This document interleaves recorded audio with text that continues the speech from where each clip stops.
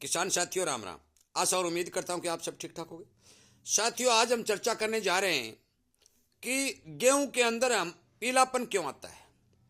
और ये चर्चा करनी इसलिए जरूरी है कि मैंने काफी खेतों में ये देखा है कि गेहूं के अंदर पौधे काफी मात्रा में पीले होते दिखाई दे रहे हैं।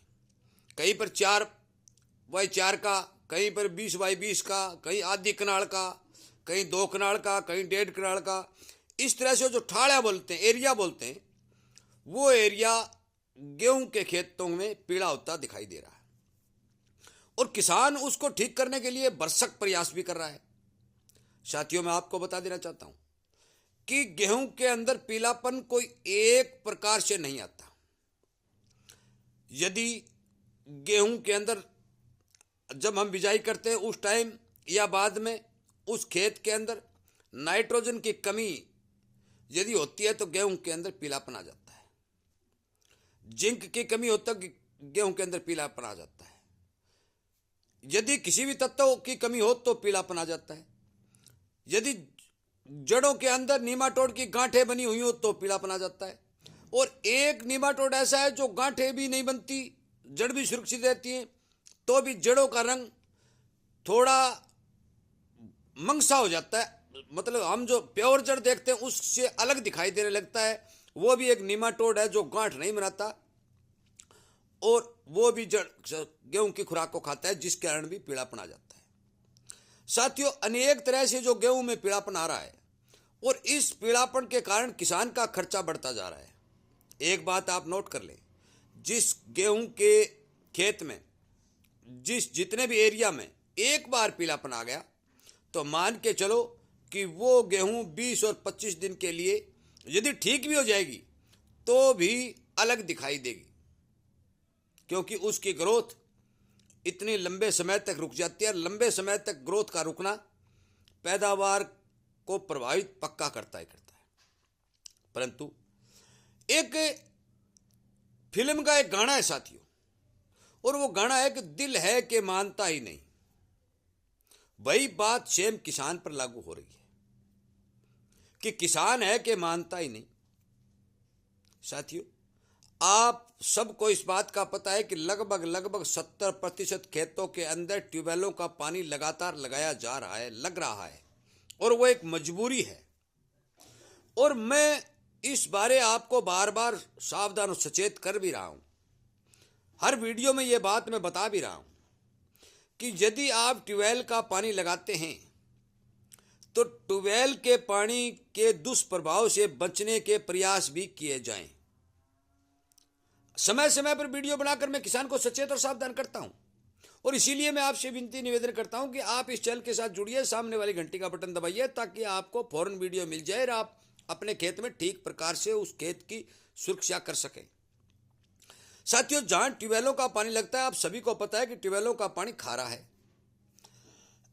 खारा पानी जो होता है उसमें सोडियम की मात्रा ज्यादा होती है, और सोडियम की मात्रा जब ज्यादा होती है वो जमीन के ऊपरी हिस्से के अंदर ठोस अवस्था में पड़ी रहती है, क्योंकि वो बढ़िया पानी है वो तो नीचे चला जाता है, उसके साथ थोड़े बहुत सूक्ष्म तत्व घुल के भी नीचे चले जाते हैं। परंतु सोडियम एक ऐसा है कि जो बिना उसका काट किए वो पानी के साथ नहीं घुलता, और जो जिस जमीन के अंदर, जिस एरिया के अंदर, वो 2x2 का भी हो सकता है, वो 2 कनाल का भी हो सकता है। ये नहीं हो सकता अभी मेरे खेत में यार 2 क्यारियों में तो हरी खड़ी है भाई, कच्ची खड़ी है, 2 क्यारियों में पीली होगी।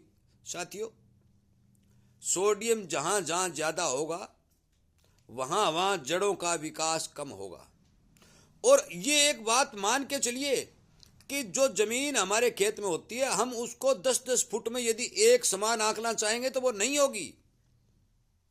हर कण का रेशियो अलग होता है, जमीन के हर सतह का रेशियो अलग होता है। एक खेत साथ में है, बहुत बढ़िया खेत है, दूसरा खेत है रेतीला खेत है। एक खेत में यदि बोर करेंगे तो नीचे रेड़ी रेड़ी दिखाई देगी, तो एक खेत में चिकनी दिखाई देगी। साथियों, जमीन का कोई थो नहीं, ना इसी का किसी को भेद पड़ता है कि ये प्रकृति ने किस समय हिसाब से बनाई है और किस हिसाब से ये काम कर रही है।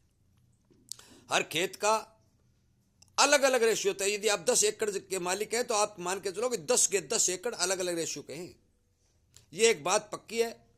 इसी कारण तो हर एक बात हर एक खेत के अंदर सही साबित नहीं हो रही है, अलग अलग खेतों का अलग अलग रेशियो होने के कारण। साथियों, आपको जड़ के विकास पर ध्यान देना पड़ेगा। यह बात मैं बार बार कह रहा हूं। यदि आप किसी भी फसल हो उसकी जड़ के ऊपर ध्यान देंगे तब जाके आपकी फसल सुरक्षित रहेगी, क्योंकि नींव मजबूत होनी बहुत जरूरी है। और यदि सोडियम की खेत में मात्रा ज्यादा होगी तो जड़ सुरक्षित कभी नहीं होगी, क्योंकि सोडियम जड़ को प्रभावित करता रहेगा और जमीन की उपजाऊ शक्ति घटाता रहेगा।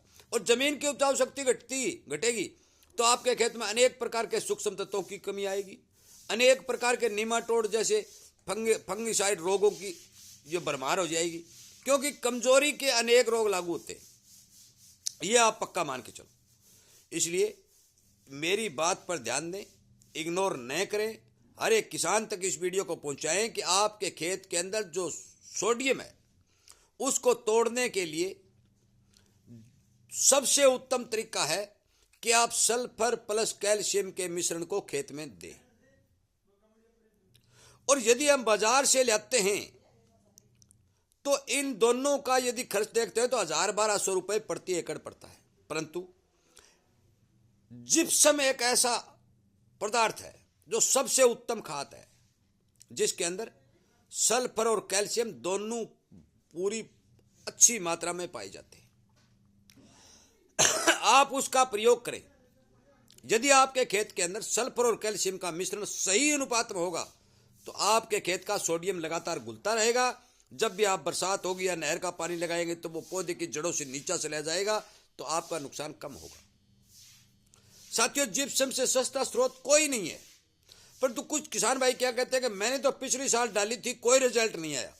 भाई, एक बार यदि रोटी खा ली तो क्या पूरी जिंदगी निकल जाती है क्या? आप लगातार जिप्सम का प्रयोग करिए। 1 कट्टा, 2 कट्टा, 3 कट्टा, 1 कट्टा, 2 कट्टा, 3 कट्टा प्रति एकड़ के हिसाब से लगातार जिप्सम का प्रयोग करिए। और अब तो मान के चलो कि बहुत सी फैक्ट्रियों ने दानेदार बनानी शुरू कर दी है। दानेदार जिप्सम जो खड़ी फसल में भी हम छिड़क सकते हैं। पाउडर वाली यदि छिड़कने में, बिखेरने में दिक्कत आती है तो उसका हम इस्तेमाल दानेदार के रूप में भी मिल रहा है, उसका कर सकते हैं। साथियों, अपने खेत को बचाने के लिए सल्फर प्लस कैल्शियम के का मिश्रण चाहे बाजार से खरीदें, चाहे जिप्सम खरीदें, चाहे आप खुद कहीं से जा करके ये बाठा वगैरह ले। ये मत करना, ये पाउडर वाली जो पहाड़ की मिट्टी है, ये जो दुकानों पर मिल रही है, ये कोई जिप्सम नहीं होती, क्योंकि ये क्लियरिटी ऊपर का रेता होता है, उसी को हमारे यहाँ जिप्सम के रूप में दे दिया जाता है। इस बार सावधान और सचेत रहना है।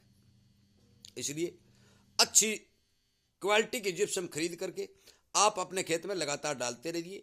यदि जिप्सम नहीं भी डालते हैं तो कैल्शियम और सल्फर बाजार से खरीद के खेत में डालिए, ताकि सोडियम की भरपूर मात्रा जो हमारे खेत में जमा है वो मात्रा पानी के साथ घुलकर जमीन में नीचे जा सके और हमारी फसल बच सके। साथियों, मैं बार बार आपसे अनुरोध कर रहा हूं और कई वीडियो मैंने अपलोड कर दिए कि खेत को बचाना हमारी प्राथमिकता है। यदि खेत गया तो सब कुछ गया, परंतु हमारी मजबूरी है कि हमें खारा पानी लगाना पड़ेगा।